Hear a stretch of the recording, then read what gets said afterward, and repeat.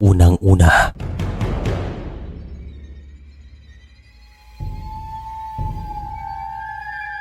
ang ilan sa mga Pilipino ay mahilig sa mga kwentong kababalagan. At mayroon akong ikukwento.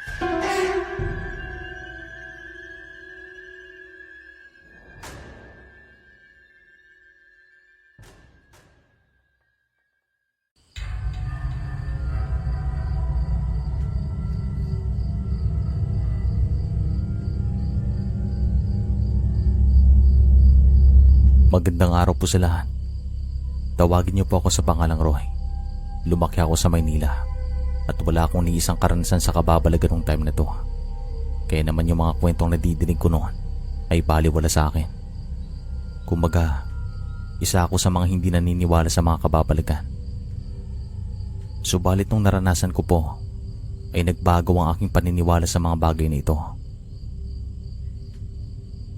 Bumalik po tayo sa taong 1995, buwan ng Abril. Isang tanghali, pagka-uwi ko sa bahay nagtataka ako kung bakit mayroong mga bagong tsinelas sa tapat ng aming pinto.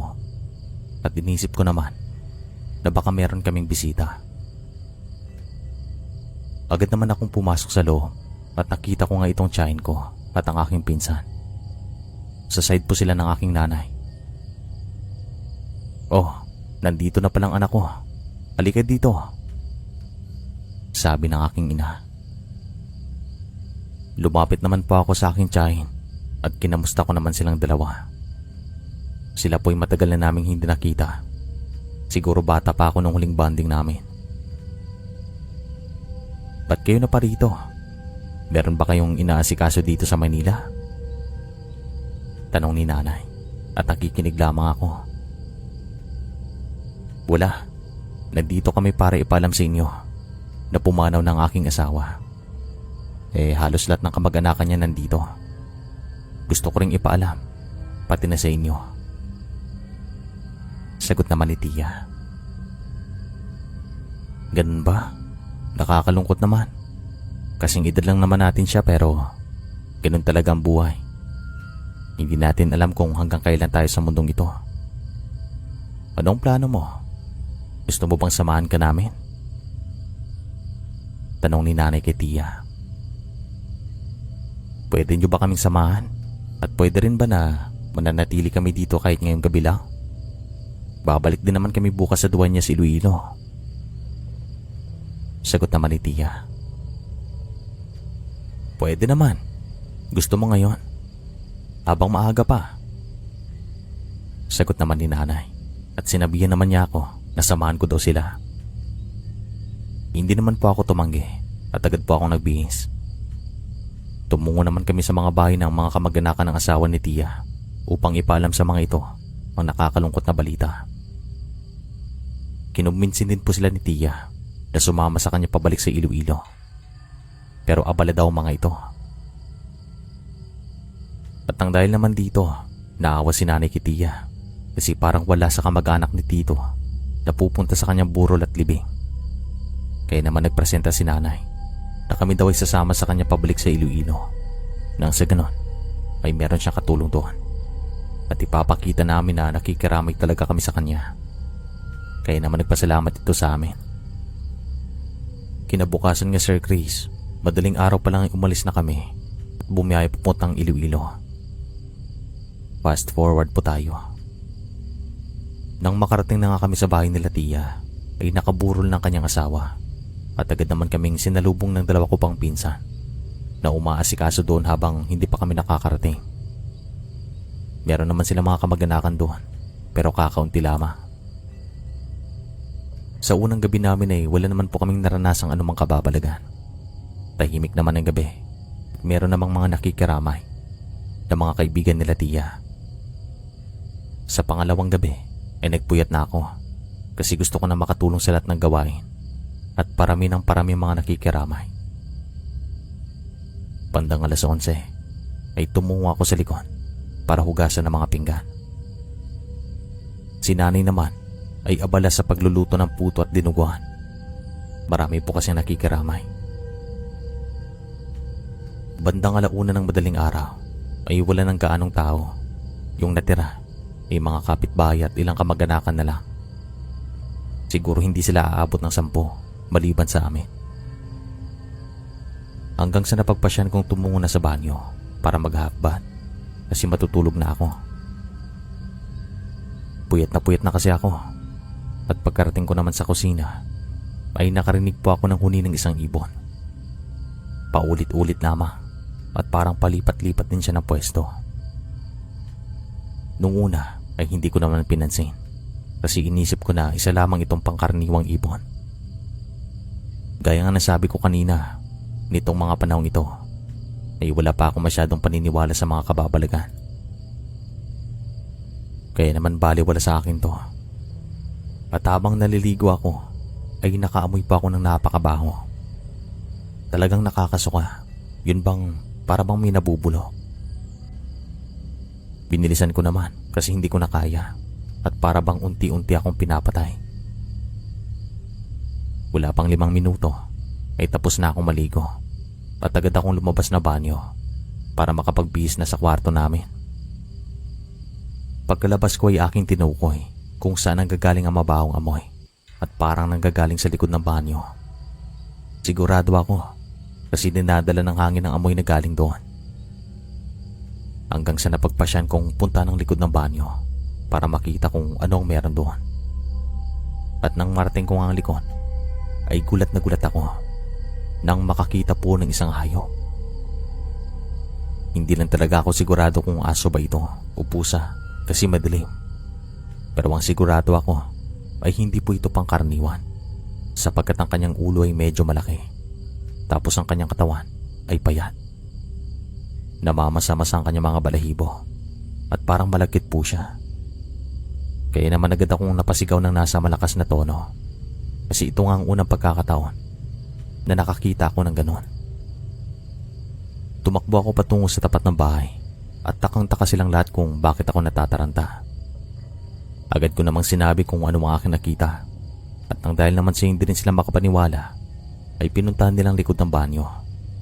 Pero wala sila nakita. Sinabi ko naman na bago ako nakaamoy na mabaho ay meron akong narinig na tunog na parang gawa ng isang ibon. Dito na po nagsabi si Natia na baka isang tiktik ang aking narinig sapagkat ito ang unang indikasyon na merong umaaligid na aswang. Dito ko lang din po nalaman na ganun pala talaga kapag merong lamay. Meron talagang umaaligid na aswang at ang kanilang pakay ay ang bangkay. Pwede daw nila itong palitan ng puno ng saging. Kaya naman magmula sa gabing ito ay naging alerto kami. Hindi na po talaga ako makatulog nang dahil sa nakita kong iyon. At nung sumikat ang araw ay dito na po ako naging kampante. At sabi ko meron ng liwanag at hindi na sila magpapakita o magpaparamdam sa akin. Dito na rin po ako dinalaw ng anto kaya naman nakatulog ako nang hindi ko na malayan. Bandang 2:00 ng hapon ay nagising ako nang dahil sa isang masamang panaginip.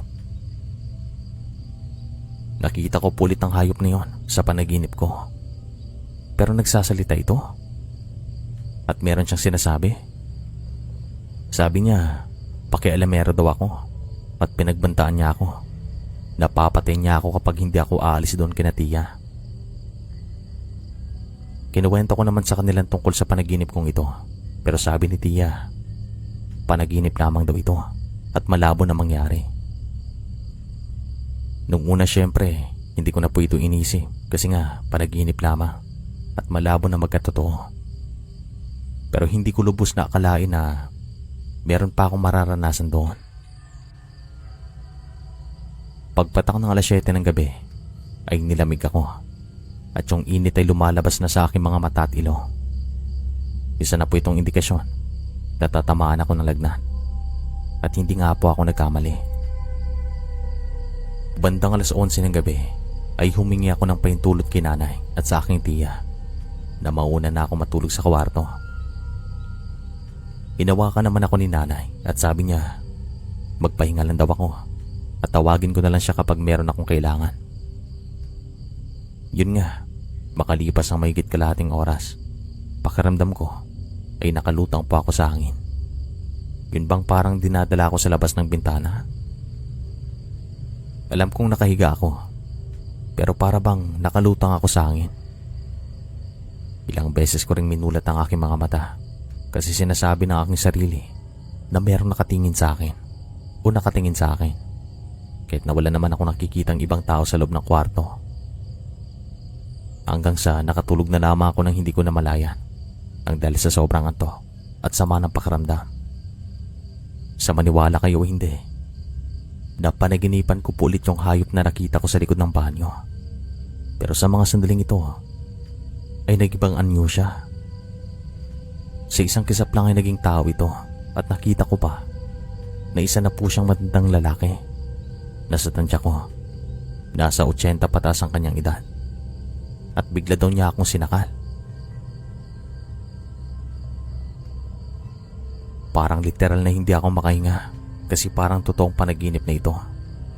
Ang lakas po niya. Sa edad niyang iyon, kaya pa niya akong sakalin ng ganun kaigpit. Hanggang sa nawalan daw ako ng malay. Napakadilim. Wala akong makita. Wala akong marinig. Talagang madilim. Sigaw daw ako ng sigaw. Umiiyak na ako. Hindi mapakali. Natataranta. At tumingi ng tulong sa taas-taasan. Makalipas daw ang ilang sandali ay isang liwanag ang aking nakita at dito na po ako nagising. Nagising ako na napapaligiran ng mga kamag-anakan ng asawa ni Tia. Nakita ko rin si nanay na umiiyak at ang aking mga pinsan nakita ko rin.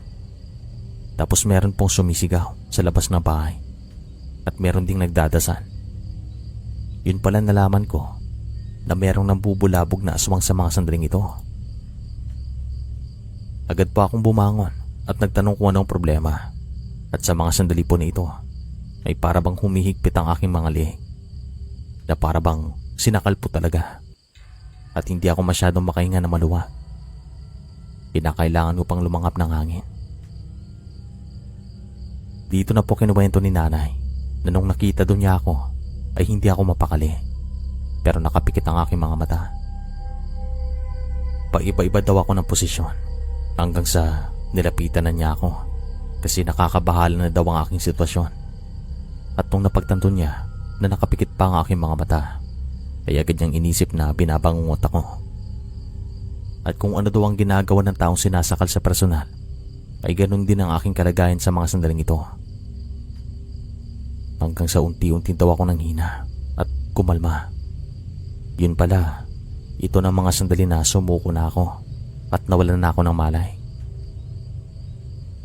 Hanggang sa nakita ni nanay ay hindi na daw ako humihinga. Kaya naman tinawag na niya ang lahat ng tao sa labas, kabilang ng aking mga pinsan at si Tia.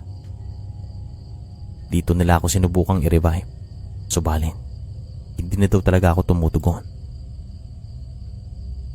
Sa maniwala kayo hindi, mahigit 1 oras daw akong walang buhay.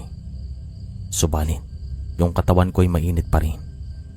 Namumula pa ang aking mga balat at para bang tulog lamang ako sa mga oras na yon. Hanggang sa nakarinig daw sila ng tunog ng isang ibon na ayon sa mga ito ay tik-tik daw. Isang pahiwatig na merong aswang na umaaligin sa mga sandaling ito. Hanggang sa nagsilabasan daw ang ilan sa mga mag-anakan ni Tia at inikot ang buong pakuran. At sabi ng isang matanda, magpatawag daw ng albularyo kasi parang hindi pa daw ako patay. Yung iba naman sa matatanda ay nagdasal nang sa ganun ay maitaboy ang kung ano man ang umaaligid sa amin sa mga sandaling ito. Hanggang sa nagising daw ako at bigla kong minulat ang aking mga mata. At ito na yung mga sandali na narinig ko ang mga sigaw at dasal. Ayon naman silang matanda ay baka nang dahil daw sa nakita ko yung aswang sa likod ng banyo kaya ako binalikan. Ito rin naman ang aking inisip, pero natatandaan ko ang itsura ng matandang lalaki sa aking panaginip. Inilarawan ko naman, pero hindi daw pamilyar sa kanilang matandang ito. Hanggang sa dumating na nga ang albularyo. Wala naman itong ibang sinabi, kundi merong aswang daw na umaligid sa amin at naaamoy niya ito. Hindi lang daw niya matukoy kung saan, basta meron daw. Binigyan naman niya ako ng isang kwintas at sinuot ko naman magmula nung sandaling iyon. At tinuruan niya kami ng mga dapat namin gawin. Dapat meron to talagang gising hanggang sa mailibing si Tito. At matapos ng mga pangyayaring ito, ay nagdoble ingat at alerto kaming lahat. At nagpapasalamat kami na hindi naman nasundan ang karanasan ko ito. Siguro na dahil sa pangontra na bigay sa akin ng albularyo. Nailibing naman po si Tito, pero hindi na pa ako nagkaroon ng karanasan doon kina Tia. Dumating naman itong umaga na babalik na kami sa Maynila. Alas 6 pa lang ay umalis na kami at sumakay sa isang tricycle. At habang nasa biyahe kami, Sir Grace, ay merong nadaanan ng aming tricycle. Isang matandang lalaki na naglalakad papuntang bayan. Meron po siyang hawak na tungkod at isang maliit na timba na sa tingin ko ay merong laman. Kitang-kita ko po ang kanyang muka kasi nasa likod pa ako nakaupo. At sa maniwala kayo hindi, siya po talaga yung matandang nakita ko sa aking panaginip. Yung sumakal sa akin. Kaya agad ko itong sinabi kina Tia. Nataranta ako kasi siya po talaga iyon. At ayon sa mga ito, wala daw silang nakitang matanda na nadaanan namin.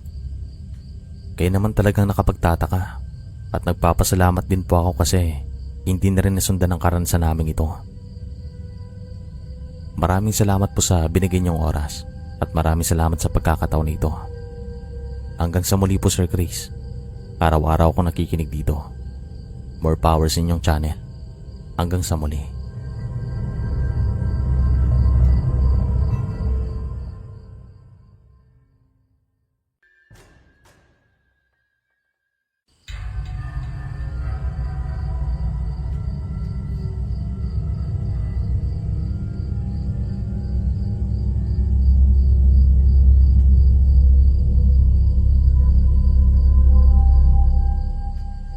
Magandang araw po sa inyo. Tawagin niyo po ako sa pangalang Romano. Itong karanasang ito ay nangyari sa lugar namin sa Quezon Province way back 1989. Noong time po na ito, ako ay nasa 12 anyos pa lamang at natatandaan kong lahat ng nangyari sapagkat araw-araw ay hindi mawala sa aking isipan kahit magpahanggang ngayon. Parang kahapon lang po talaga nangyari. Bumalik po tayo sa taong 1989 na kung saan payak at napakatahimik ang aming buhay. Si tatay isang karpentero at yung nanay ko naman ay naglalako ng mga kakanin sa bayan namin tuwing hapon. 3 kami magkakapatid, 2 babae at ako yung nag-iisang lalaki. Ako rin pong bunso. Mula pagkabata ayon kay nanay at tatay ay talagang lapitin ako sa mga kababaligan. Wala naman po kaming lahing albularyo at hindi kami galing sa angkan na merong mga kakayahan na makaramdam at makakita ng mga bagay na merong kaugnayan sa kababalagan. Subalit merong kwento kung bakit ako nagkaroon ng ganitong klaseng kakayahan na ayon kay nanay ay hindi nila makakalimutan ang aking tatay. Sa araw ng aking kapanganakan ay nag-aagaw buhay daw ako. Ginawa daw ng komadron ng lahat nang sa ganun ay makahinga ako ng maayos. Ilang beses daw niyang hinampas ang aking puwet nang sa ganun ay umiyak ako. Subalit lumipas lang mahigit 1 oras ay hindi pa rin daw ako umiiyak. Hanggang sa nawalan daw ako ng hininga at tumingin ang komadrona sa aking ina na para bang nag-aalala at merong problema. Yung anak ko, kumusta?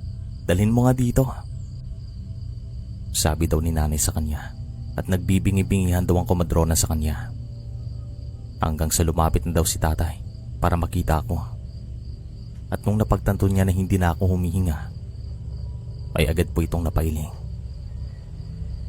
Nung nakita naman daw siya ni nanay, ay dito na po ito nataranta at hindi niya alam ang kanyang gagawin sapagkat mahina na rin ang kanyang katawan. Ang dahil naman daw dito ay unti-unti siyang nawalan ng malay.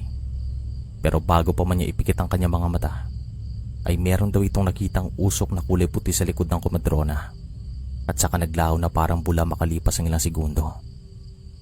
At ang huling narinig niya ay ang aking pag-iyak. Tapos nawalan daw ito ng malay. Kinabukasan, buhay daw ako, malakas at masigla. Malakas rin daw akong uminom ng gatas, kaya naman nakahinga ito ng maluwag. Magmula din nung dumating ako, ay nangyaring magagandang bagay sa aming pamilya. At sabi nga ni Lolo at Lola, isang himala na nabuhay pa ako. At isa daw akong regalo. At habang lumilipas naman ang mga taon, ay napapansin nila na meron akong sariling mundo. Hindi rin ako masyadong lumalabas ng bahay. Minsan, si nanay na lang daw ang nagdadala sa akin sa mga kapitbahay namin para daw makipaglaro ako sa aking mga kaedad. Subalit, hindi daw ako komportable at gusto ko palagi nasa bahay lang ako. May mga pagkakataon din na nahuhulin nila akong merong kinakausap sa likod ng bahay, at sa maniwala kayo o hindi, ay meron po akong natatandaang nilalang na nakita ko nung bata ako. Minsan, nakikita ko pa rin siya sa aking panaginip at iniisip ko na lamang na baka ito ang aking gabay. Babae po ito na kung pagbabasehan ng kanyang mukha ay para bang nasa 30 anyos pa lamang. Maganda, maputi, patangkad at para bang diwata kung titignan. Kulot ang kanyang mga buhok at meron po siyang mahabang pilik mata. Nakakaakit at talagang maganda po siya. Yung pinakaunang karanasan sa akin ni nanay at tatay ay noong nasa 6 taong gulang daw ako. Isang hapon ay abala sila sa pagluto ng ulam para sa hapunan. At ako daw ay nasa likod ng bahay, naglalaro at nakikipaghabulan sa aking mga ate. May isang sandali na hinabol daw ako ni ate. At ang dahil bata pa ako, ay mabilis daw talaga akong tumakbo. Nang marating ko itong isang malaking puno, ay nagtago ako sa likod. Nakita naman doon nila ako na nagtago sa puno na iyon. At nung malapit na daw si ate sa puno na ito, ay dahan-dahan itong naglakad kasi gugulatin niya ako. Subalit pagkatingin niya sa likod ng puno, ay wala na daw ako. Kaya naman labis ang kanyang pagtataka at tinignan pa ang ilang mga puno sa paligid. Hindi niya ako makita hanggang sa pinuntanan niya si nanay at tatay kasi nababahala na ito. Agad naman nila akong hinanap sa kakuyan pero hindi talaga nila ako nakita. Hanggang sa inikot na nilang buong baryo, subalit ganoon pa rin. Nagtagal po ng mahigit 1 oras ang kanilang paghahanap sa akin at bandang 6:00, narinig nila akong umiyak. Doon pa rin sa bahagi na kung saan ako huling nagtago, kaya naman agad nila akong pinuntahan.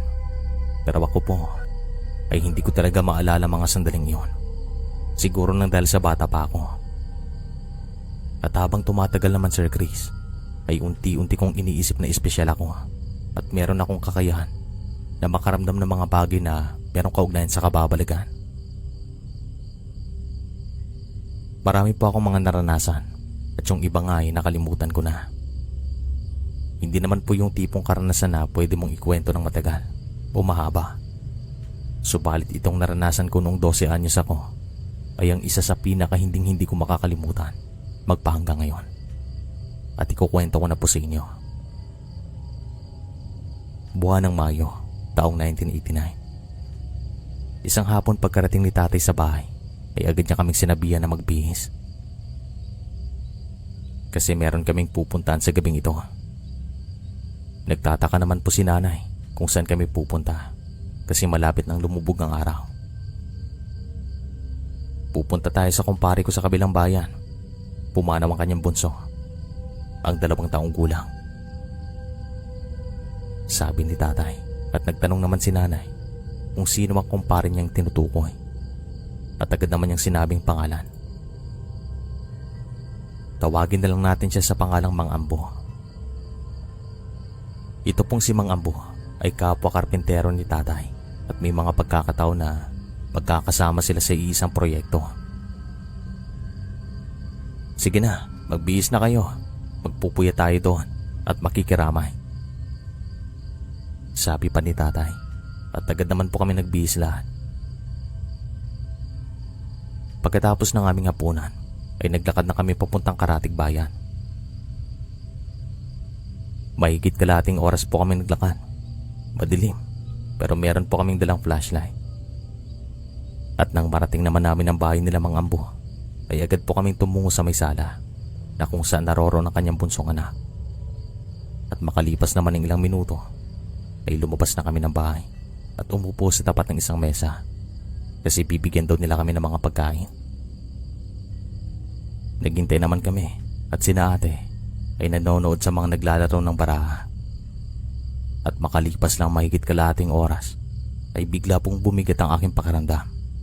Tapos merong dumating na isang matandang babae. Siguro nasa 70 pataas ang kanyang edad. Nakangiti ito habang naglalakad papaso. At sinalubong din naman nila ito Mang Ambo at kinamusta. Nalaman ko naman, nakakilala po nila ito at nakatira sa isang baryo na sakop din naman ng bayo na iyon. Naglalako ito ng mga kakanin katulad ng aming ina. Kaya naman marami siyang kakilala sa mga baryo-baryo. At isa si Mang Ambo sa kanyang mga suki na palaging bumibili. Yun nga, pumasok ito sa loob at hindi naman daw ito ang unang pagkakataon na nakiramay siya doon. Ang bigat po sa pakaramdam, para bang hinihila niya ako. At sa tuwing mapapasulap sa amin, ay agad ko namang iniiwas ang paningin ko kasi parang hindi ko po kayang tumitig sa kanya ng matagal. Ang lakas ng kanyang presensya. Maya-maya lang ay lumabas naman po ito ng bahay para manood sa mga naglalaro ng baraha. At sabi ko naman kinanay at tatay, parang sumasakit yung tiyan ko. Si tatay naman ay humingi ng paintulot kay Mang Ambo. Nagagamit ako ng banyo at agad naman akong sinamahan ng mama patungo sa kanilang banyo na nasa likod ng bahay. Nakahiwalay po ito sa bahay at kinakailangan pang mag-igib ng tubig sa balon na malapit lang naman mula sa banyo. Nag-igib muna ako ng tubig at saka pumasok sa loob. Pagkatapos ko naman ay dahan-dahan kong binuksan ang pinto. Ako po yung klaseng tao na kung gumalaw ay para bang mahinhin. Ayokong makagawa ng ingay. Kumbaga, hindi po ako clumsy. At nang mabuksan ko ng pinto, ay bumungad naman sa akin ng isang malaking pusa na nakita kong nakatayo sa ibabaw ng bubong. Sa laki niya, ay agad akong napasabi na hindi po talaga ito pangkaraniwan. Tapos sobrang bigat ng nararamdaman ko. Kung ano yung naramdaman ko nung dumating ang matanda, ganun din sa mga sandaling ito. Nakatitig po sa akin ang pusa na ito at para bang nablangko ang aking isipan. Hindi ko alam ang aking gagawin, pero takot na takot po ako sa mga sandaling ito. Kung hindi po dumating ang isang kabaryo ni Mang Ambo para gumamit ng banyo, siguro matatagalan ako doon. Iyo, tapos ka na bang gumamit? Ako naman, sabi ng mama. At dito na po bumalik ang aking ulirat at napansin niya na namumutla ako at para bang wala sa katinuan. Kaya naman tinawag niya si nanay at tatay at hindi nagtagal. Pinuntahan naman nila ako sa likod ng bahay. Pagkatingin ko naman po sa bubong ay wala na ang pusa na iyon. Naglaho at hindi ko alam kung saan pumunta. Mahigit kalahating oras pang lumipas bago nila ako makausap ng maayos. At habang kinakausap nila ako sa may kusina, ay narinig kong nagtanong si Mang Ambo ng, "Nasaan na yon?" Sabay banggit ng pangalan ng matandang tinutukoy ko. Kasi bigla daw itong naglaho at hindi na nila nakita. Wala naman daw nakakita sa kanya na lumabas ng bahay, kaya nakapagtataka. Ako po ay naniniwala ko sa sinasabi ng aking damdamin at sigurado ako, Sir Chris, na yung pusa na nakita ko at ang matanda ay iisa lamang. Kasi pareho pong nararamdaman ko. Umuwi lang po kami sa gabing ito pero hindi na namin nakita ang matanda. Nagtataka nga si Mang Ambo kung saan iyon pumunta. At pagkarating namin sa bahay, dito ko na kinuwento ang lahat. Sabi naman ni tatay, pagsasabihin niya si Mang Ambo na magdoble ingat. At bandang 1:00 ng madaling araw ay dito na ako nakatulog. At sa maniwala kayo hindi, napanaginipan ko lang naman ang matanda sa lamay. Siya po talaga, at para bang binabalaan niya ako at sinabihan na babalikan. Kaya naman nagising ako nang wala sa oras at tumungo sa kwarto ng aking mga magulang. Doon na lamang ako natulog at pakiramdam ko safe na safe ako sa mga ito. Napanaginipan ko rin itong sinasabi kong babae na madalas kong nakikita sa aking panaginip at sinasabihan niya ako na huwag daw ako matakot sapagkat hindi niya ako pababayaan. At kinaumagahan sa aking paggising ay nakaamoy ako ng mabango at ang gaan-gaan ng aking pakiramdam. Para bang pabango na mamahalin. Kaya nang makalabas ako ng kwarto ay agad ako nagtanong kung naamoy din ba nila ang aking naaamoy. At sabi ng mga ito hindi. Wala silang naamoy na kakaiba. Kaya naman labis ang aking pagtataka. Sa araw naman na ito ay sinabihan ni Tatay si Mang Ambo na ako ay meron ngang kakayahan. Agad namang naniwala ang mama kasi meron na rin daw silang mga karanasan sa kababalagan noon. Makalipas ang ilang araw, merong sinabi si Tatay sa amin na sinubukan daw nila Mang Ambo na maglagay ng mga pangontra sa loob ng bakuran at hindi na daw makapasok ang matanda at hindi maipinta ang kanyang mukha. Kaya dito na po sila naginala sa kanya. Noong mga nakaraan ay malayo daw itong nakakapasok, pero magmula nung nilagay nila ng pangontra ang paligid ng bakuran ay hindi man lang daw ito makapasok. Agad daw itong umuwi. Tumalo naman kami sa libing ng anak ni Mang Ambo at hindi naman namin nakita doon ang matanda. Kaya naman nakapagtataka. At sabi pa ng mama, meron nga daw talaga akong kakayahan. Ngayon po, meron pa rin po akong mga nararanasan, pero hindi na po tulad sa mga pangyayaring ito. Maraming salamat po sa pagkakataon na ito, Sir Chris. Hanggang sa muli po. Araw-araw po ako nakikinig dito at isa ako sa mga masugid na taga-subaybay. Ang dahil sa meron akong mga karanasan sa kababalagan. Maraming salamat po sa inyo. Hanggang sa muli. Mag-iingat po kayo palagi.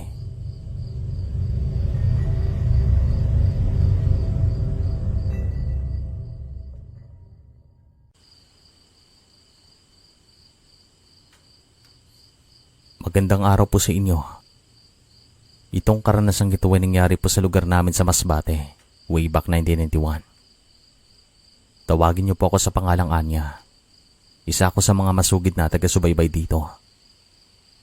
May mga karanasan po ako na magbahanggang ngayon ay hindi ko makakalimutan. Nung time na to, ako ay nasa 15 anyos pa lamang. Nagdadalaga at yung tatay namin ay merong malubhang sakit. Mahirap lang po kami noon. Yung tipong makakain lang sa isang araw ay ayos na sa amin. Pero nang dahil naman sa aming pagsisikap, ay nagkaroon kami ng magandang buhay ngayon. Lahat po kami ng mga kapatid ko ay meron ng mga propesyon. Ayaw ko na po sanang ibahagi ang karanasang ito kasi bumabalik sa aking isipan ang hirap na pinagdaanan namin. Pero nang dahil nakahiligan ko makinig sa mga kababalagan, ay gusto ko ring ibahagi ang karanasan namin. Yung nanay namin nung time na to ay isa lamang labandera. May mga nagpapalabas sa kanya sa aming bayan. Yung ate at kuya ko ay nasa kolehiyo. At si tatay naman, gaya nga ng sabi ko, ay meron po siyang malubhang sakit. Halos araw-araw noon ay naglalakad lamang kami papuntang eskwelahan. Wala pong baon na anumang pagkain o pera, maliban sa diskarte. At ang ginagawa ko naman ay nakikipagkaibigan ako sa mga kaklase kong may kaya sa buhay. Pinapatawa kong mga ito palagi. Tapos sa pagpunta ng kantin, ay nagpaparinig ako na gutom na ako. Pero nasa pabirong paraan. Epektibo naman ang ganitong diskarte kasi halos araw-araw, nililibre ako ng aking mga kaklase. Halimbawa, ngayon si Berting, bukas si Onyo, at sa susunod na araw, si Armando. Yung ate at kuya ko naman ay meron ding sariling diskarte kung paano sila makakain. Sa katunayan po, tuwing aalis kami ng bahay, ay umiyak talaga si tatay. Kasi dapat sana nagtatrabaho daw ito para sa amin. Pero hindi na kaya ng kanyang katawan. Nakahiga lamang ito buong araw. Wala naman kami magagawa kasi gusto rin niyang tapusin ang aming pag-aaral. Kahit po na talagang kapos kami. Yung mga kinikita naman ni nanay ay sapat na sa pang-araw-araw namin at sa kanyang mga gamot. Minsan naman, wala talagang nagpapalabas sa kanya. Kaya si kuya ay dumidiskarte sa aming bayan. Minsan nagbebenta ito ng mga tubig at pagkain pagkatapos ng kanyang klase. At pagka-uwi niya, ay meron na siyang dalang mga pagkain. At may mga hapon din na dumidiskarte ako sa isang tindahan. At kahit babae pa ako, kaya ko magbuhat ng isang sakong bigas. Minsan, ako rin ang nagbabante ng tindahan na yon.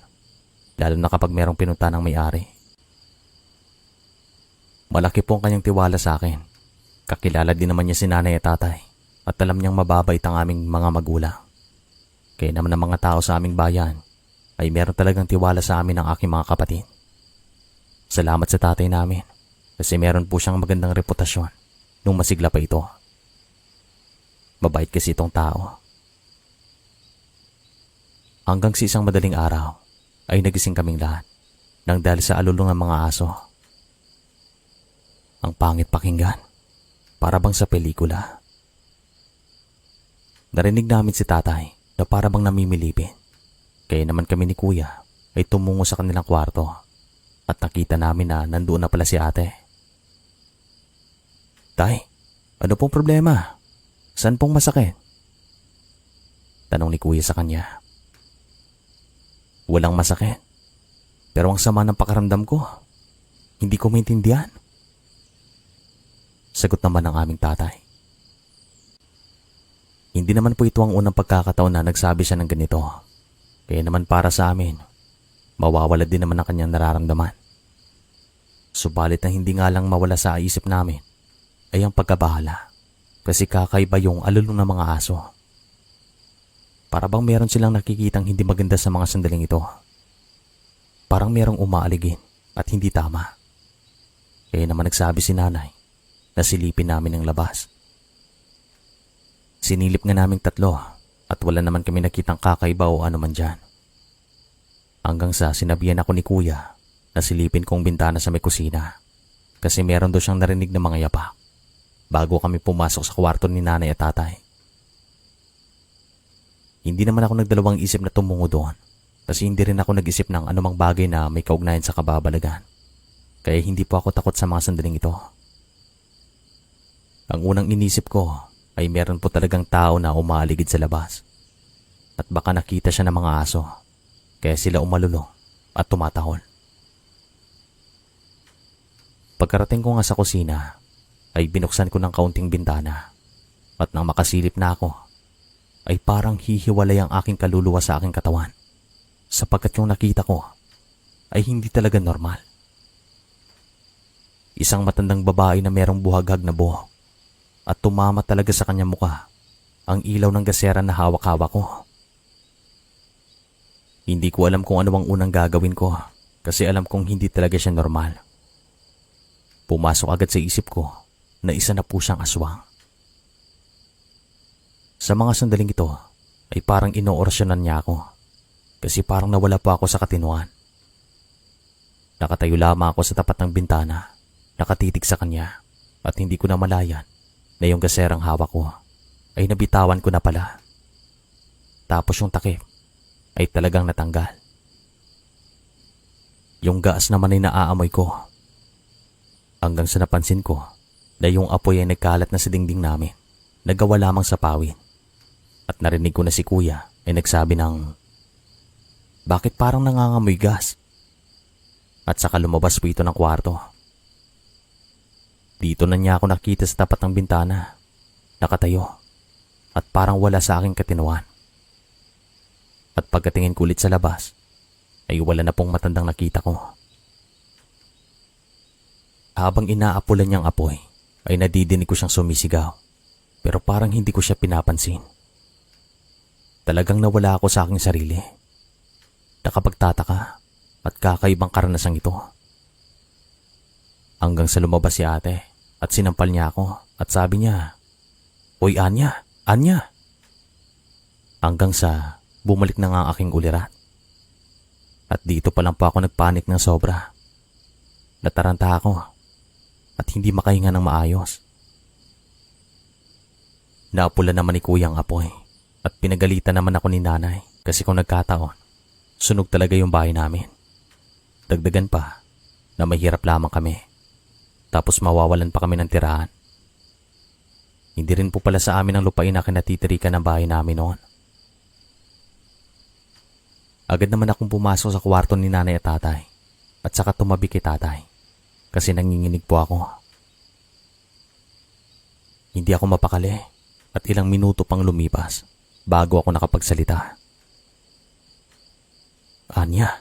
Uy, Anya! Anong nangyayari sa'yo? Ayos ka lang ba?" Tanong ni kuya. Huminga naman ako ng malalim at sinabing tungkol sa aking nakita. Hindi naman sila makapaniwala at si kuya ay lumabas ng bahay habang hawak-hawak ng isang itak. Inikot talaga niyang buong bakuran at sa mga sandaling ito ay umaalulong pa rin ang mga aso. Ikutin mo ng 7 beses ang bahay at pag makasalubong mo siya, sumigaw ka at dudumugin ko ang hayop na yan. Pasigaw na sabi ni nanay.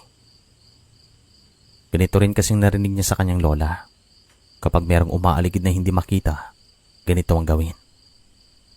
Subalit na kailang ikot na si kuya, ay wala naman siyang nakasalubong. Kaya naman pinapasok na lamang ito ni nanay. At dito na rin unti-unting naging kalmado ang mga aso. Habang lumilipas ang mga oras, ay napansin namin na si tatay ay parang nangihina. Para bang hindi na siya magtatagal. Kaya kahit na wala pang nangyayari sa kanya, ay umiiyak na kami. Kasi nga, nararamdaman talaga namin na malapit na po itong mamatay. Kung magsalita ito ay napakahina. Tapos puro hangin yung lumalabas sa kanyang bunganga. Hindi na rin po maintindihan ang kanyang mga sinasabi. Bandang 3:00 ng madaling araw ay umalulong ulit ang mga aso ng aming mga kabaryo. Pati yung mga alagang pusa ng aming ina ay hindi mapakali. Nakikita namin silang nakatitig sa may bubong at parang umaangil din pong mga ito. Pero ang cute tignan. Para bang meron silang nakikitang hindi maganda. "Shh! Dito kayo! Dito!" sabi ni nanay sa mga ito. Pero hindi po sila nakikinig. Nakatingin lamang sila sa may bubong na para bang meron silang hinihintay. At makalipas ang ilang sandali, nakarinig kami ng kaluskos sa bubong namin. At ang dahil gawa lamang sa pawid, ay dinig na dinig namin. Para bang hinuhukay niya nang sa ganon ay makagawa ng butas. At nakasentro talaga ito sa kama na kung saan nakahiga si tatay. Si kuya naman ay hindi nag-alinlangan. Umakyat po ito sa kama at kanyang pinagtutusok ng itak ang bahagi na kung saan may kumakaluskos. At sa maniwala kayo o hindi, narinig namin ang ungol ng isang hayop na para bang aso kung papakinggan. "Sige, magtiis ka. Yan ang bagay sa iyo." Pasigaw na sabi ni kuya at agad po siyang bumaba ng kama. At nung tignan namin ang itak na hawak niya, ay meron kami nakitang dugo na dumadaloy. Kaya ang ibig sabihin ay meron talaga siyang natamaan sa bubong. Hanggang sa nakarinig kami ng mga yapak na papunta sa likod ng aming bahay.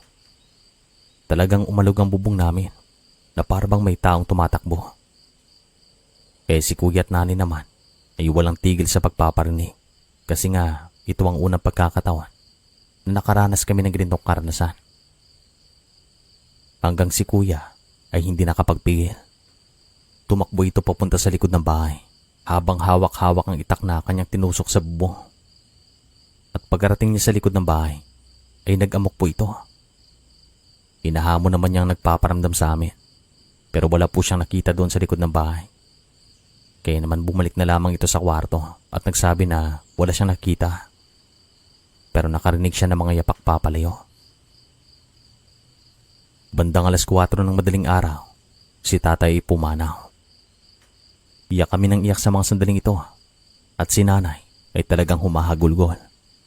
At ang sinabi niya na natatandaan ko, kung may pera lang sana tayo, naipagamot na yung tatay niyo. Ito yung mga katagang tumatak sa amin ng aking mga kapatid.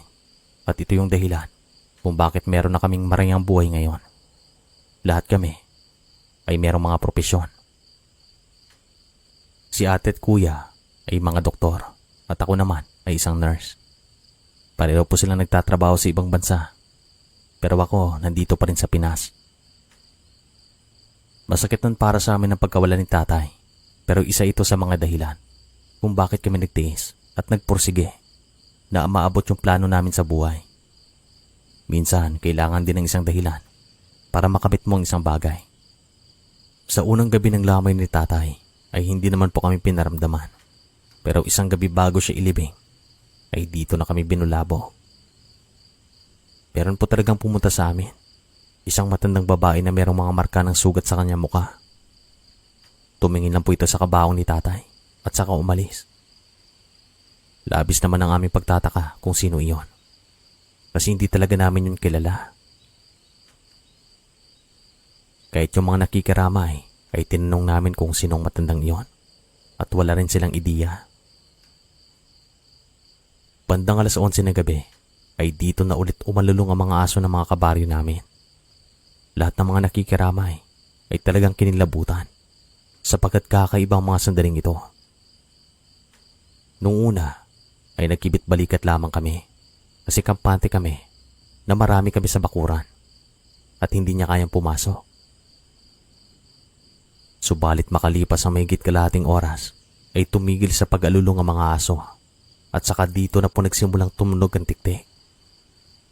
Sabi nga ng matandang makikiramay, dapat daw gumawa kami ng aksyon at maging alerto kami kasi kung hindi, maaaring kunin ang bangkay ni tatay. Kaya naman naging alerto kaming lahat at yung iba sa mga nakikiramay, ganoon din. Nagbantay din ng mga ito. Kusa lang namang huminto sa pagtunog ang tiktik pero pagpatak ng hating gabi ay nakarinig kami ng malakas na pagaspas na nagmumula sa isang puno na nasa likod lang naman ng bahay namin. Para bang isang ibong malaki na lumipad papalayo at halos lahat po ng nakikiramay ay talagang tumayo para tignan ang puno na ito. Yung iba naman ay tumakbo pa para makalapit sa puno at tignan kung anong klaseng ibon ito. Pero nakita namin na yung lumipad mula doon ay medyo malayo na at malaki po ito. Ang kanyang mga pakpak ay kagaya sa mga paniki. Malayo po ito pero kung malapit sabi ng matatanda, sigurado silang malaki ito. Sa maniwala kayo hindi, sumikat lang ang araw ay hindi umuwi ang mga nakikiramay. Gusto kasi nilang tulungan kami sa pagbantay kay tatay. Kaya naman nagpapasalamat din kami. Nailibing naman po si tatay ng matiwasay. Wala na rin kaming naranasang anumang kababalagan pagkatapos nito. At sa pagtsatsaga ng aming nanay, ay pare-pareho kaming gumraduate ng aking mga kapatid at nagkaroon ng magandang buhay. Masasabi ko na kung merong tiyaga, may lechon. Nakakasawa ng nilaga. Maraming salamat sa inyo. More power.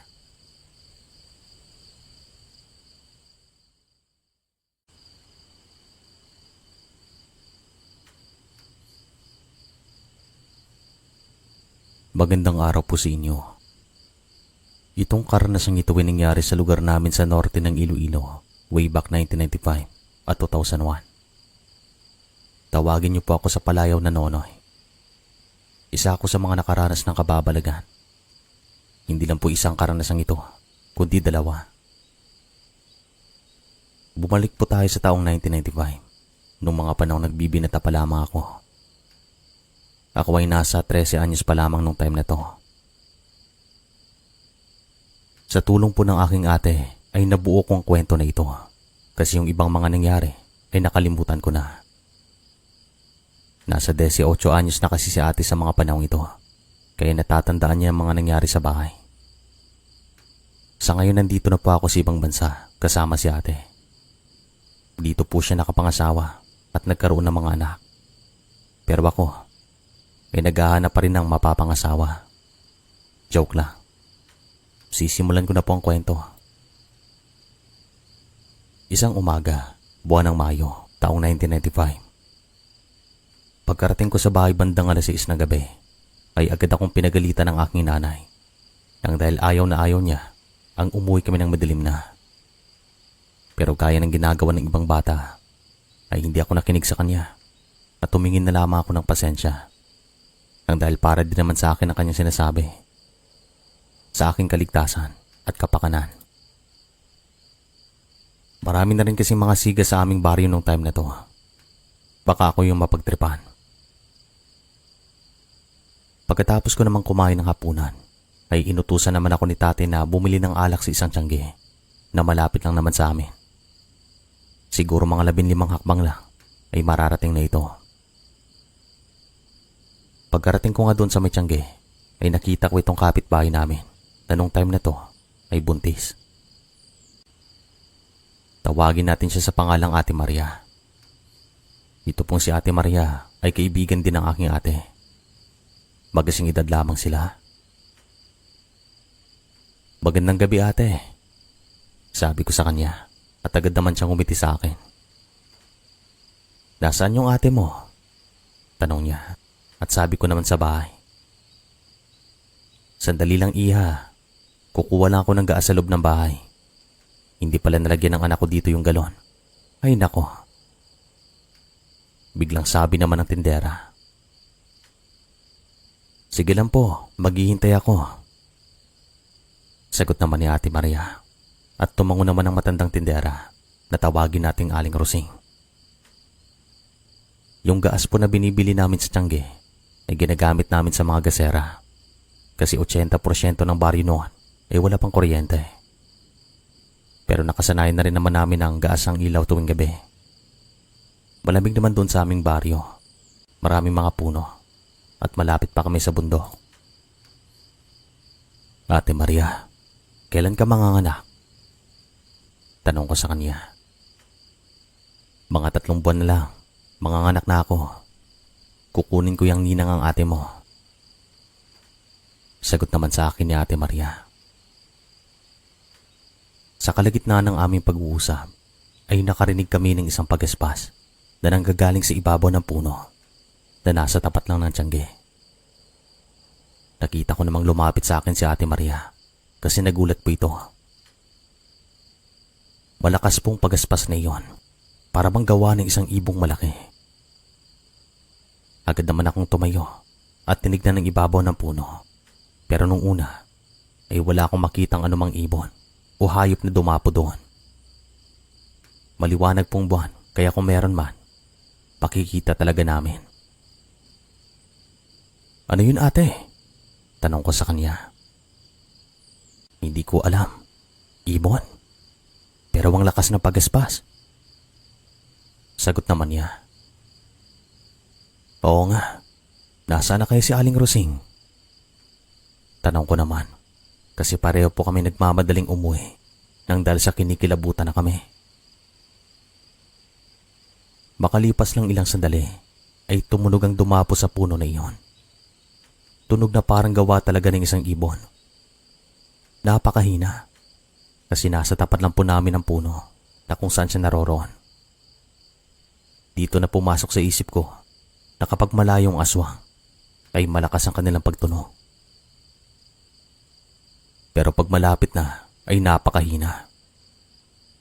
Naniniwala din kami ni Ate Maria na yung dumapo sa puno ay isang ang aswang. Nakita ko namang hindi mapakali si ate nang dahil sa kinakabahan na po ito. At makalipas lang ilang minuto ay nakabalik na si Aling Rosing sa kanyang tiyangge. Aling Rosing, pwede po ba na bilisan ng kaunti? Natatain na ako. Patawang sabi ni Ate Maria. Pero alam ko naman Sir Chris na nagdadahilan lamang ito nang sa ganon ay bilisan nga ni Aling Rosing. Eto na, sandali lang iya. Sagot naman ng Ali. Habang sinasalin niyang gaas sa lalagyan na dala ni Ate Maria, ay meron naman pong dumating. at huminto po ito sa likod ni ate. Isa po itong matanda na siguro nasa 80 pataas na. Amoy lana, tapos payat po ito. Ang haba ng buhok, siguro lagpas bewa at kulay puti na ito. Kung makatitig po ito talagang masama. Pero nakangiti ito sa akin. Ito po ang unang pagkakataon na nakita namin siya doon sa aming baryo. Wala pong halong biro. Ito talagang unang pagkakataon. Nang lumingon sa kanya si Ate Maria, ay agad siyang lumapit sa akin at siguro nabigla kasi merong matanda sa kanyang likuran. "Oh, eto iha," sabi ni Aling Rosing, sabay abot ng lalagyan ni Ate Maria. At pagkatapos ng sandaling ito, ay tumunog ulit ang sa tingin naming ibon sa puno. At kitang-kita ko naman ang reaksyon ni Aling Rosing. Agad po siyang napahinto sa kanyang ginagawa at tumingin sa puno na nasa tapat lang ng tiyangge. "Kanina pa ba yan? Tik-tik yan ah," biglang sabi ni Aling Rosing sabay tingin sa amin. Nung nakita naman niyang matandang kakarating lang, ay agad niya itong tinanong. "Nay, ano ho yung bibilhin niyo?" "Iya, umuwi ka na. At Noy, samahan mo muna yung ate mo hanggang sa makarating sa kanilang bahay. Saka bumalik ka na lang dito. Dali," sabi ni Aling Rosing. Kahit takot man ako, ay wala akong magagawa kasi takot rin si Ate Maria at kailangan niya ng kasama. Nagpapasalamat naman kami kasi matalas pong pakiramdam ni Aling Rosing. Nagsimula naman kami maglakad ni Ate Maria at dito na kinausap ni Aling Rosing ang matanda. Tinatanong kung anong bibilhin niya.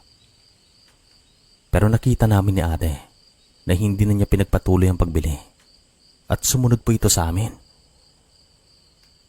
"Nay, sadali lang. Anong bibilhin niyo?" Pasigaw na sabi pa ni Aling Rosing. Naniniwala kami ni Ate Maria na pinipigilan lamang ni Aling Rosing na sumunod sa amin ng matanda kasi meron siyang nararamdamang hindi maganda sa matanda na ito. At ang isang ang sinyalis na una naming napansin ay ang amoy ng lana. "Noy, bilisan natin. Dali," sabi ni Ate Maria at binilisan nga namin ang paglalakad ni ate. Palingon-lingon ako sa likod at nakita kong sumusunod pa rin sa amin ang matanda. Talagang desperada po ito na sundan kami. Pero mabuti naman at nakarating kami sa bahay nila ate na hindi naaabutan ng matanda. "Nay, tay," pasigaw na sabi ni ate. "Oh, bakit ngayon ka lang?" "Oh, Noy, ba't nandito ka?" tanong ng nanay ni Ate Maria. "Hinatid ko lang po si ate. Meron kasing ano," sagot ko at pinagpatuloy naman ni Ate Maria ang pagpapaliwanag. At dito na nagsabing kanyang tatay na ihatid niya ako pabalik. Pagkalabas namin ng bahay, "Nasaan na yung matanda na sinasabi niyo?" tanong ng tatay ni Ate Maria na tawagin nating Mang Lando. "Sinundan niya po kami dito, Mang Lando. Hindi ko lang nakita kung saan siya uling tumungo," sagot ko naman sa kanya. At pagkarating naman namin sa tiyanggi ni Aling Rosing, ay agad pa namin pinag-usapan ng tungkol sa matanda. At ang sabi ni Aling Rosing, "Alam niyo, nung unang kita ko pa lang sa matandang iyon, alam ko na agad kasi amoy lana. Dagdagan pa na may tumuturong na titik dyan sa puno na yan. Eh sabi ng tatay ko, pag may tumutunog na ganyan, merong aswang na umaaligin. Nako, kinikilabutan ako," sabi ni Aling Rosing. "Natatandaan mo bang itsura ng matanda? Sumasakit daw ang tiyan ni Maria ngayon," sagot naman ni Mang Lando. "Oo, pero sigurado ako na hindi mo siya kilala. Bago ko lang siya nakita dito. Di ba iyo?" tanong naman sa akin ni Aling Rosing at agad naman po akong tumango sa kanya. "Sige lang, wag na wag lang siya magkakamali. Tara na iyo, hatid na kita sa inyo." Sabi naman ni Mang Lando. Pero bumili muna ako ng alak ni tatay. Hindi pa man kami nakakarating sa bahay ay lumabas naman si tatay. Sinalubong niya kami. Dito na po siya nagtaka kung bakit ako natagalan at kung bakit kasama ko si Mang Lando. Pero itong si Mang Lando ay kinuwento kay tatay ang mga nangyari at natagalan pa sila sa labas ng aming bahay. Kinuwento ko naman kay nanay at atin tungkol dito at hindi naman po sila makapaniwala. Nakakahilakbot naman yan. Diyos ko, buti nandoon ka. Kung wala ba kasi Maria, ay nahawakan na ng matandang iyon. Sabi ng aming ina. Baka babalikan pa yun mamaya, Nay. May kutob akong hindi maganda ngayon. Sabi ko naman. At makalipas ang ilang sandali, ay pumasok na rin si tatay sa loob ng bahay. At nagsabi daw na si Mang Lando ay magpupuyat sa gabing iyon. Nang sa ganon, ay mabantayan ang paligid ng bahay. Bandang 8:00 ng gabi, ay pumasok na ako sa aking kwarto para magpahinga. At di kalaunan, ay nakatulog ako nang hindi ko namalayan. Pero bandang 10:00, ay nagising ako sa alulong ng mga aso ng mga kabaryo namin. Talagang nakakahilakbot pakinggan. Tapos nadidinig kong nag-uusap si nanay at tatay. Para bang nababahalang mga ito. Magkakatabi lang naman kasi ang mga kwarto namin. Tapos wala pang mga kisame. Dingding lang ang pagitan. Kaya naman madidinig talaga kapag meron kang pinag-uusapan. Makalipas ng ilang minuto ay nagsabi si tatay na lalabas daw ito para pakiramdaman ang paligid ng bahay. At ginawa nga niya. Mahigit 1 oras siguro umalulong ang mga aso. Hanggang sa narinig namin ang boses ni Mang Lando. Sumisigaw at para bang merong kalaban. Pupuntahan ko si Lando. Biglang sabi ni tatay at pinigilan naman siya ni nanay kasi malalim ng gabi. Huwag ka nang lumabas. Kayanin nila yon. Sabi naman ni nanay sa kanya. Magkaibigan kami.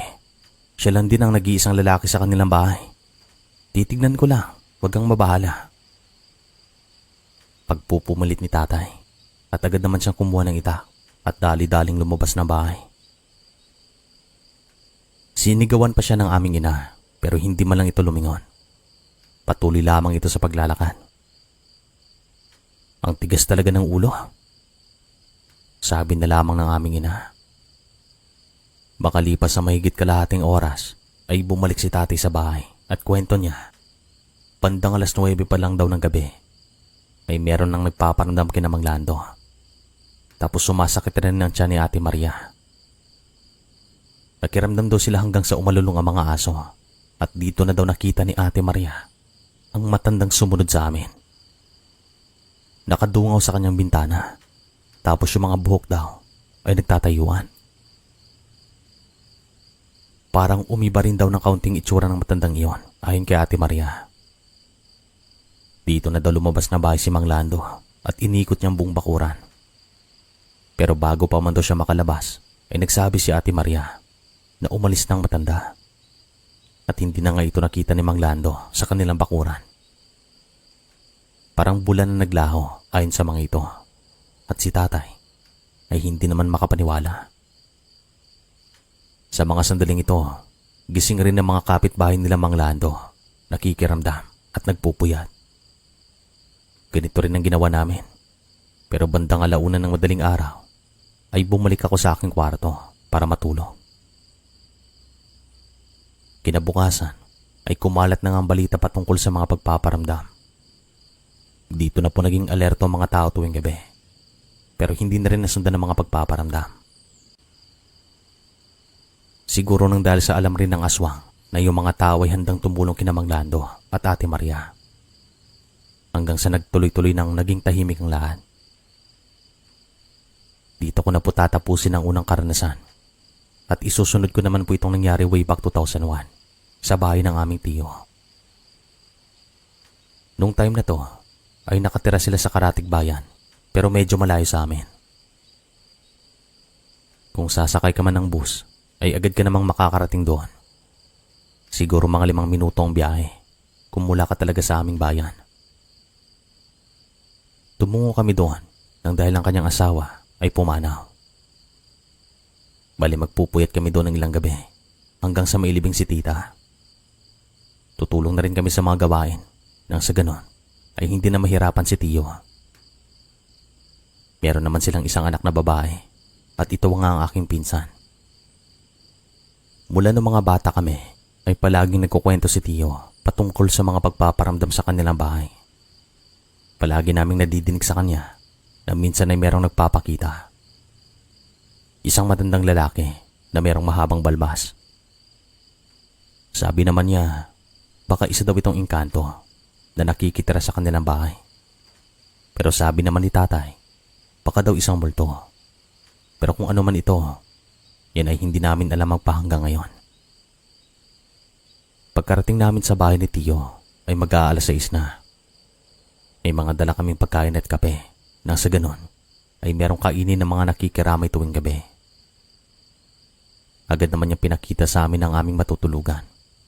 At itong maliit na kubo na ito ay nakahiwalay po sa mismong bahay. Nasa likod po ito at kasyang 4 na tao sa loob. Komportable naman tulugan iyon. Sa pangatlong gabi namin doon, bandang alas 11, ay lumabas ako ng kubo para tumulong sa mga gawain. Marami kasing nakikiramay sa mga sandaling ito. Ito kasing si tita, asawa ni Tio, ay dati pong opisyalis ng baryo, kaya marami po siyang kakilala. Maliban dito, kilala ring mabait si tita, matulungin, at merong malasakit sa kapwa. Marami din po ang nangungutang sa kanya noon. So yun nga, pagkalabas ko ng kubo, ay agad po akong tumungo sa kusina kasi nandoon yung pinsan ko. Nagtitimpla ng kape at sabi niya, tulungan ko daw muna siyang magtimpla. Meron pang 4 na tasa na hindi pa nalalagyan ng kape at mainit na tubig. Kaya sabi ko sa kanya, ako nang bahala. At ibigay na niya ang 6 na tasa ng kape sa mga gustong uminom. At tumango ito. Nang makaalis na siya ng kusina, ay sinimulan kong pagtimpla ng kape. Ako lang pong tao sa mga sandaling ito. Wala akong kasama.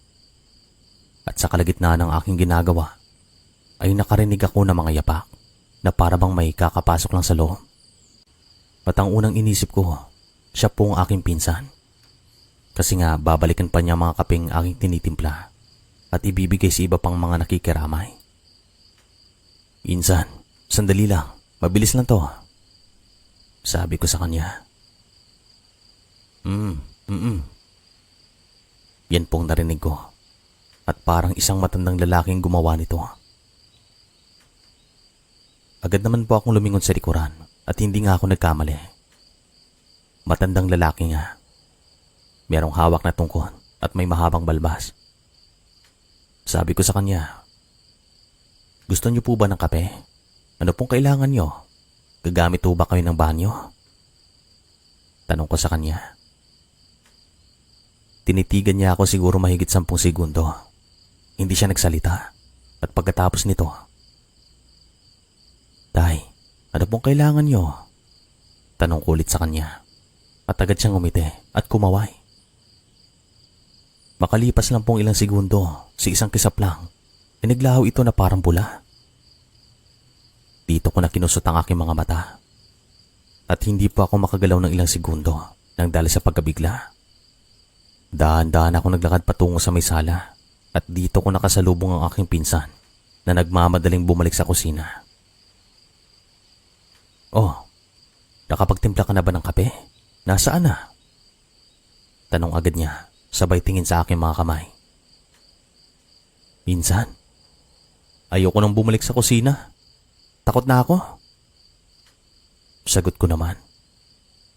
Bakit? Anong problema? Tanong naman niya at naglakad na lang ako palabas ng bahay. Hinanap ko si Tio at nakita ko siyang kasama si nanay at tatay. Nag-uusap ang mga ito. At nang makalapit na ako sa kanila, ay hindi ako nagdalawang isip na sabihin kung ano bang aking mga naging karanasan doon sa may kusina. At sabi ni Tio, yung nakita kong matanda, ay ang siyang nagpapakita sa kanya. Hindi naman daw ito ng aano. Nagpapakita lang naman at saka maglalaho na parang bula. Ganito rin ang nangyari sa akin sa kusina at dagdag pa ni Tio, wag daw akong mabahala kasi hindi naman ang anong matandang nagpapakita. Kaya naman mula sa gabing ito, nagkikibit balikat na lamang ako. Pero ito rin ang una at ang huling pagpapakita niya sa akin. Hindi na rin nasundan. Sir Chris, maraming salamat po sa pagbigay niyo ng oras. Hanggang sa muli po, maraming salamat. Mag-iingat kayo palagi at more power sa inyong channel.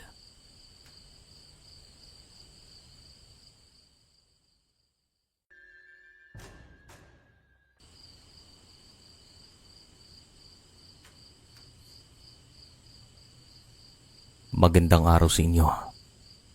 Way back 1994 ay pumunta kami sa isang baryo sa Capiz para dumalo sa lamay ng aking tiya. Namatay po siya ng dahil sa isang sakit. Doon po kasi ito nakapangasawa sa Capiz at nung time na to, yung naiwan niyang anak ay maliit pa. Nasa 4 na taong gulang pa lamang. Yung asawa naman niya na tawagin na lang natin sa pangalang Tito Ramon ay mabait naman at mapagmahal. Wala namang problema sa kanya. At mula Aklan ay bumiyahe kami ng ilang oras bago marating ang bahay nila tiya. At gabi na nung nakarating kami doon. Maraming mga nakikiramay at nung nakita kami ni Tito Ramon ay agad niya kaming inasikaso. Kinuwento naman niya sa amin kung ano yung mga nangyari bago nawala ng hininga si tiya. At ayon naman kay tatay, mula pagkabata ay sakitin daw talaga itong si tiya. Siya pong bunso, pero siya pang nauna sa lahat. Pero ganyan talaga ang buhay. Sa isang iglap lang, pwedeng mawala mga taong mahal mo. Kaya sulitin ang bawat sandali habang nandyan pa sila. Sa gabing ito ay nagpuyat kami at bandang 1:00 ng madaling araw ay nakatulog ako nang hindi ko na malayan. Hindi naman ako ginising ng aking mga magulang. Hinayaan na ako ng mga ito. At siya nga po pala, ito po ang unang gabi ng lamay ni tiya at mananatili kami hanggang sa may libing ito. Kinaumagahan ay ginising ako ni tatay kasi nakahanda ng almusal at sabi naman ng aking ina, ako daw magbabantay sa aking pinsan kasi abala din si Tito Ramon at ang kanyang mga kapatid sa pag-aasikaso ng mga bisita. Tutulong din daw si tatay, pati na si ate. Kaya ako nang bahala sa pinsan ko. Marami po talagang mga nakikiramay kay tiya. Makikita mo talaga na napakabuti niyang tao nang dahil maraming mga nakakaalala sa kanya. Si tiya po kasi meron pong pwesto sa palengke sa kanilang bayan.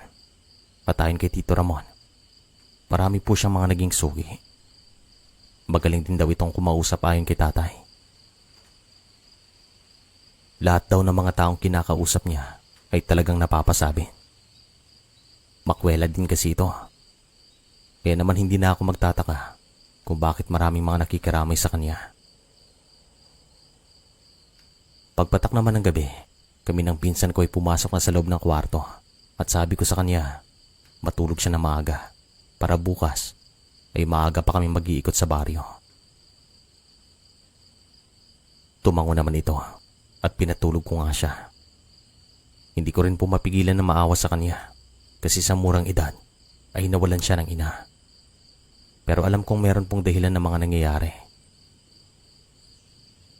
Makalipas ang mahigit kalahating oras ay nakatulog po ang aking pinsan at lumabas naman ako ng kwarto.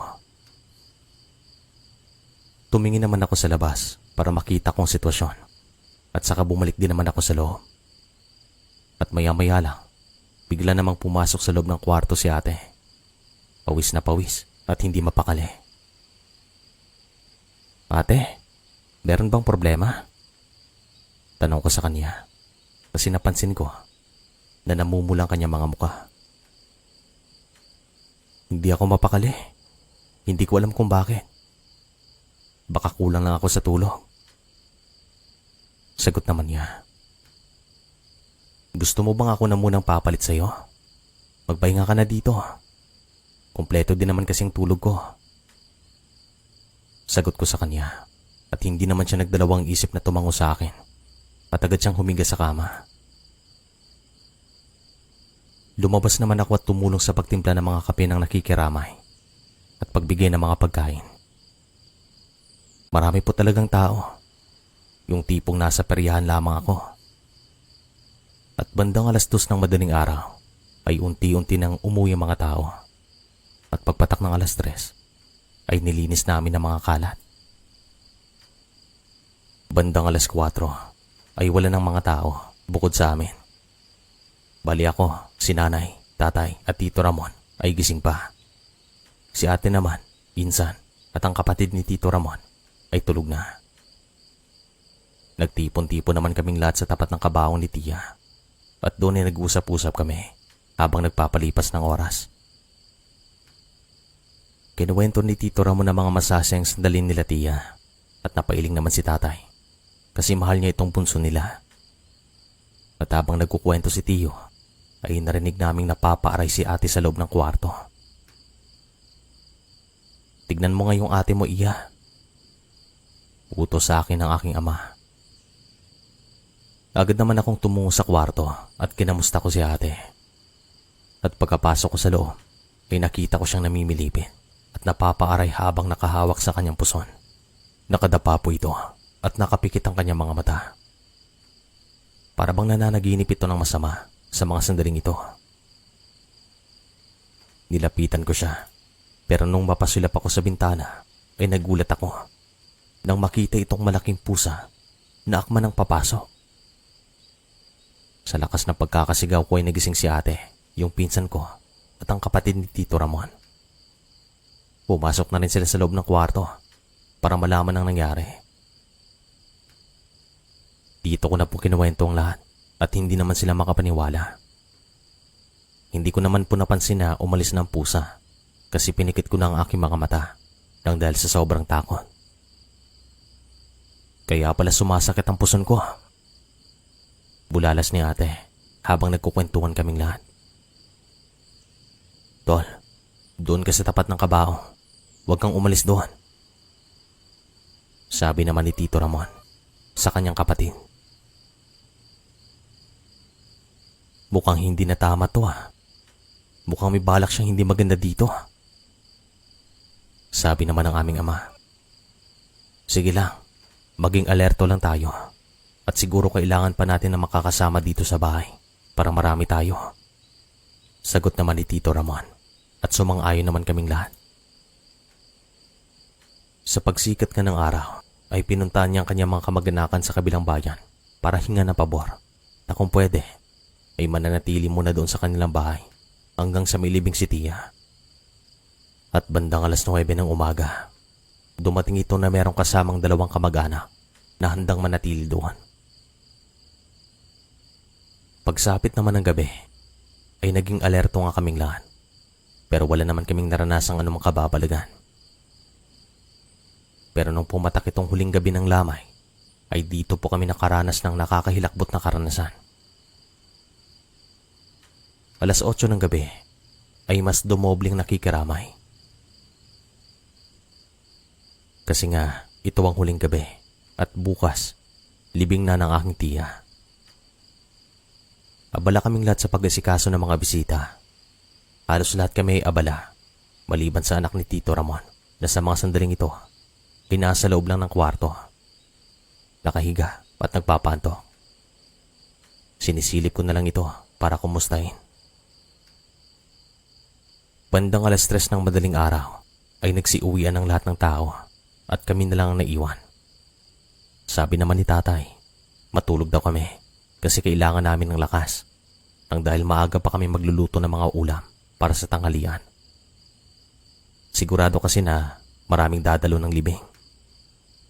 At yun nga, pumasok kami sa kwarto kasama ko si ate at yung 2 kamag-anak ni Tito Ramon ay ang siyang nagbabantay at nanatiling gising. Babawin na lang daw sila sa pagtulog pag nailibing na si Tia. Si nanay at tatay naman ay nasa kabilang kwarto. Patagad naman po akong nakatulog. Ganon din si ate. Tahimik naman ang lahat. Pero bandang 4:00 ay nabulahaw kaming lahat nang may lumundag sa bubong ng bahay. Sa lakas ng kalabo ay nagising po talaga kaming lahat at yung anak ni Tito Ramon ay napayakap sa akin nang dahil sa sobrang kaba. Hanggang sa narinig namin ang kanyang mga yapa na dahan-dahang papunta sa bahagi na kung saan naroroon ang kabaong ni Tia. Kaya kaming lahat ay tinawag ni Tito Ramon para tumungo sa tapat ng kabao. Doon po kami nagtipon-tipon. Iba na palang pakiramdam kapag nandoon ka na sa sitwasyon na pinaparamdaman ka. Talagang nakakahilakbot. Talagang nakakasindak at halos hindi po ako makagalaw. Yung dalawang kamag-anak naman ni Tito Ramon ay nagpaparinig na sa mga sandaling ito. Pero yung mga yapak ay patuloy pa rin.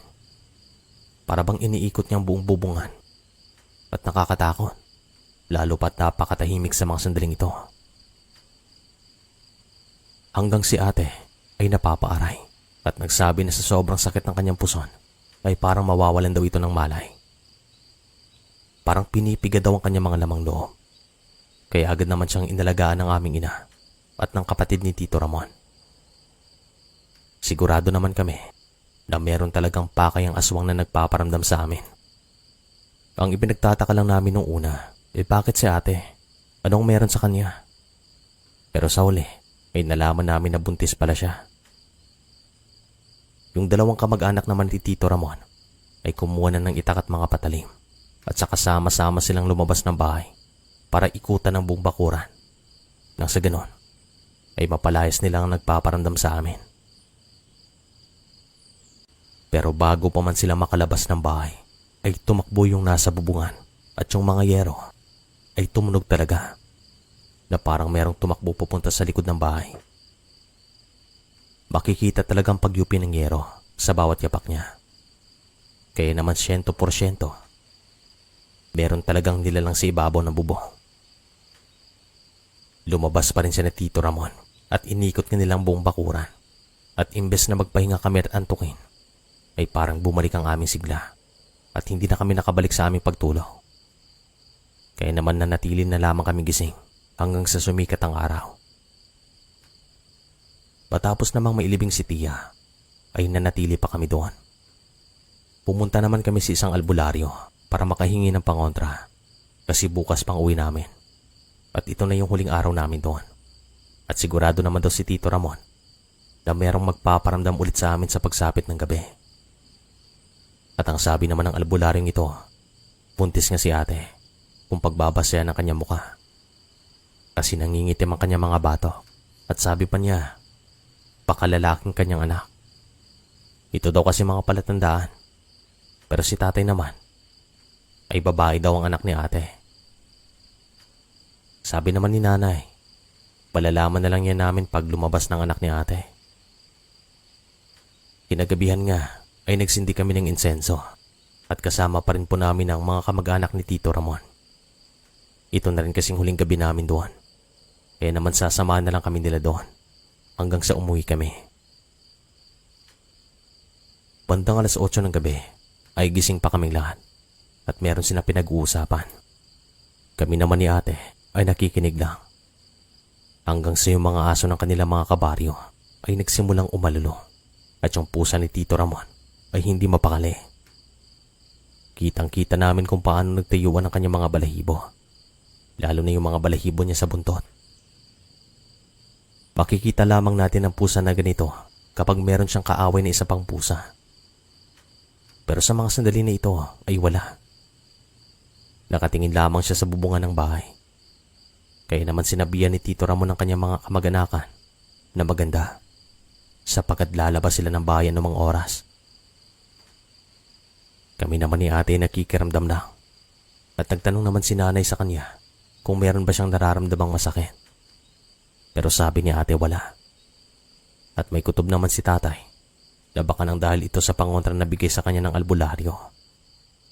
At baka epektibo kaya hindi sumakit ang kanyang puson. Lumabas nga sina Tito Ramon at nagparinig na lumabas ang nagpaparamdam sa amin. Pero hindi po ito katulad nung gabing meron talagang naglalakad at tumatakbo sa bubong ng bahay. Wala po kaming narinig na anumang tunog, maliban sa mga aso na umaaluno at sa pusa ni Tito Ramon na hindi mapakali. Lumabas na rin po si tatay para masamahan sila.